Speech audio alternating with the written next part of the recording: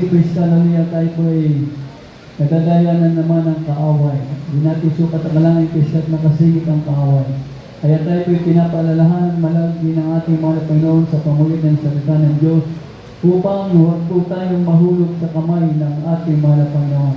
Sapagkat ang sabi ng Biblia, it is a people thing to fall in the hands of the living God. Take note once again, we are a new creature. Hindi na po pwedeng baguhin niyang pista sa ating buhay, sa ating pagkatao, na tayo po ay bagong nilalang. Kapag tayo po ay binago ng ating mahal na Panginoon. Praise God, hallelujah. Kapag sabing binago, praise God, hallelujah, yung luma, wala na totally. Praise God, hallelujah. Parang ikaw ay naligo. O, yung dumi sa ating katawang, praise God, hallelujah, ay nalaalis na, nalaglag na. Dahil iyong nilinis. Amen. Praise God, kaya papanatilihin natin malinis siya, praise God, hallelujah, upang tayo kayo mananatili, praise God, hallelujah, kalugod-lugod sa ating mahal na Panginoon. Everybody say, praise the Lord. Kapag alam naman po natin palagi, kapag tayo hindi kalugod-lugod sa ating mahal na Panginoon, ano man po ang ating tawag at hiling sa ating mahal na Panginoon, tayo po ay binibigo ng ating mahal na Panginoon. Where else, kapag tayo po ay laging malinis, sapat, at kalugod-lugod sa harapan ng ating mahal na Panginoon, say to the Lord, sasabihin mo lamang sa mahal na Panginoon, praise God, hallelujah, kung ano ang iyong nais sa ating mahal na Panginoon, yan ay pagkakaloob ng ating mahal na Panginoon. Malakas sa palakpak sa ating mahal na Panginoon. Praise God, Roma 6:4. Dito po sa aklat ng mga taga-Roma, Kabanatang 6, talata ay 3 at 4. Oo, hindi ba ganin yung nalalaman na kayong lahat ng mga nabautismuhan kay Kristo Jesus ay nakabautismuhan sa kanyang kamatayan? Tayo ay nakalibing, nakalakip niya sa pamamagitan ng bautismo sa kamatayan, na kung paano si Kristo ay nabuhay na maguli sa mga patay sa pamamagitan ng kaluwalhatian ng Ama, ay gayon din naman tayo makalalakad sa panibagong buhay. Amen. Amen. Everyone say praise the Lord. So, alam na natin ito. O hindi ba ganyan na lang na tayong mga lahat ay nabautismo na? Alam na natin yan eh. For how many years na, ilang dekada na, praise God, hallelujah, na tayo pinabautismohan. But the question is, kumusta ka naman ngayon? Kumusta tayo ngayon? Kumusta ang ating pakikitungo sa kapwa? Ang ating pagganap ng ating mga kanyang tungkulin? Ang ating, praise God, hallelujah, pagsuporta sa gawain ng mahal na Panginoon? Kumusta na? So, praise God, hallelujah. Huwag po natin kakalimutan. Lahat po tayo ay may kanyang tungkulin, obligasyon sa ating mahal na Panginoon. Sabi nga ng Biblia, serve the Lord with gladness. Kahit na po ay maglingkod sa ating mahal na Panginoon ng kasiyahan. Pero paano tayo nakakapaglingkod sa ating mahal na Panginoon ng kasiyahan kung meron kang iniisip na hindi maganda sa iyong kapwa? Meron tayong damdamin sa ating kapwa, praise God, hallelujah, na hindi kalugod sa ating mahal na Panginoon. Iniisip natin na siya ay masama. Praise God, hallelujah. Take note ng mahal, praise God, hallelujah. Walang masama rito kundi ang demonyo. So, yan po, praise God, ang katotohanan. Walang masama, praise God, hallelujah, kundi ang demonyo at gawa ng kaaway. Praise God, hallelujah. Tayo po na nakakagawa man ng kamalian, praise God, hallelujah, tayo po ay tinutuwid, pinapaalalahanan ng ating mahal na Panginoon. Yan po ay pagmamalasakit, pagmamahal ng ating mahal na Panginoon. Kaya tayo pa rin, praise God, hallelujah, ang dapat makaalam kung ano ang ating kalagayan sa harapan ng ating mahal na Panginoon. Hindi na po natin pwedeng baguhin yun. Na tayo po, praise God, hallelujah, hindi natin pwedeng alisin sa ating pagkatao na tayo bagong nilalang. Tayo mga totoong Kristiyano, anak ng Diyos, sa pagmana ng buhay na walang hanggan. At sa kasalukuyang, praise God, hallelujah, dapat tayong lahat ay masaya at payapang naglilingkod, nagpupuri sa ating mahal na Panginoon, sapagkat isang mabuting bagay ang magpuri at magpasalamat sa ating mahal na Panginoon. Malakas muling palakpak sa ating mahal na Panginoon. Kung natin tituloy na pagpapalakpak sa ating mahal na Panginoon, sapagkat kung iisipin, hindi sapat yung palakpak sa gantimpala at biyaya ang natin tinatanggap sa ating mahal na Panginoon. Yun na lamang tayo palagi po nakakadalo sa banal na gawa ng mahal na Panginoon. Praise God, hallelujah. Napakalaking pagpapala na po yan. Sapagkat maraming mga Kristiyano, praise God, hallelujah, nais maglingkod sa Diyos. Pero wala po sila matunguhan, mapuntahan na totoong gawain ng Diyos. Pero tayo na mahal, praise God, hallelujah, na nakasumpong ng biyayang kaligtasan, wala na po tayong gagawin kasi kundi pagpatuloy ipagtrabaho ang ating kanilang kaligtasan hanggang sa pagbabalik ng ating mahal na Panginoon. Sunod ang mga talata, Galacia 2:20 at Roma 8:1-2.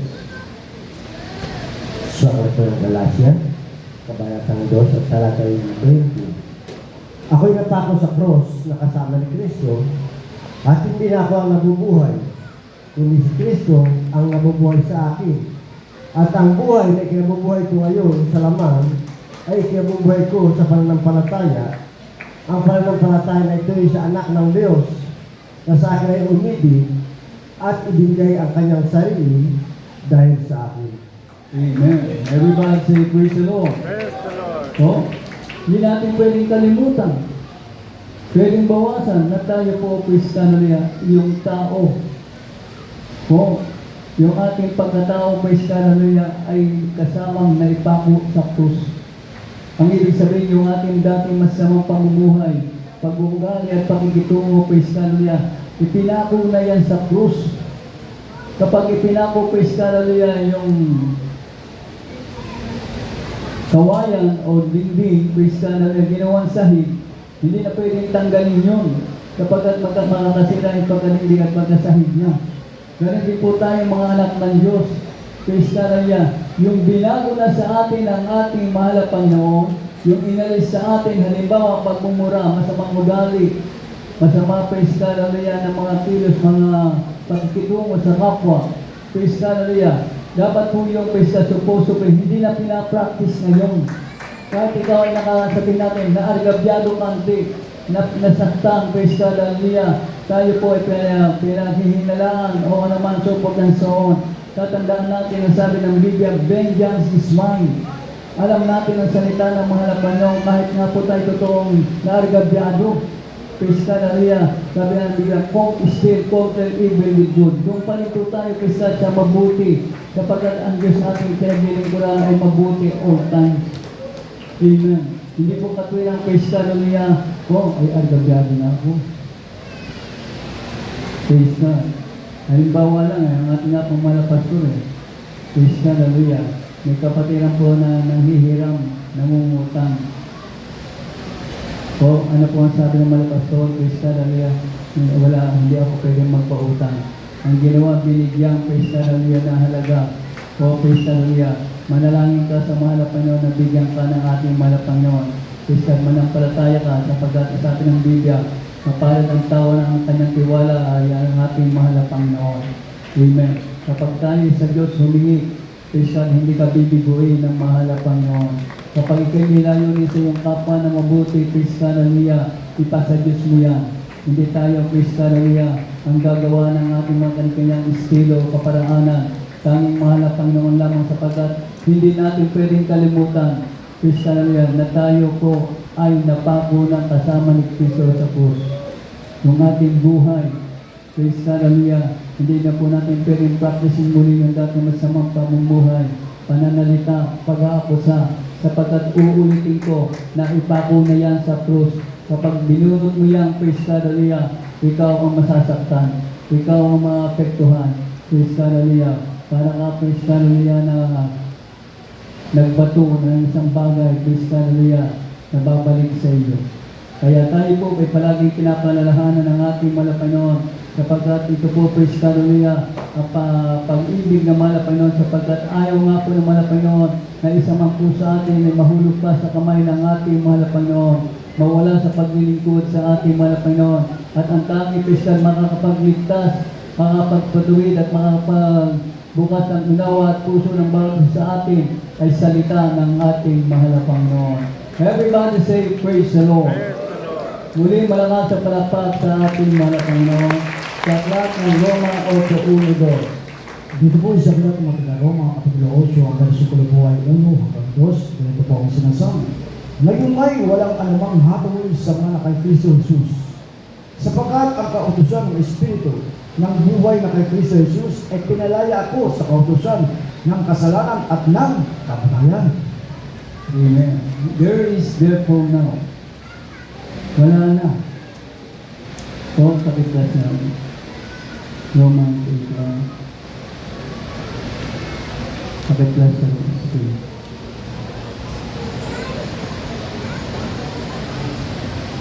Thank you. Pakiplas. Sapagkat ang katusan, verse 1.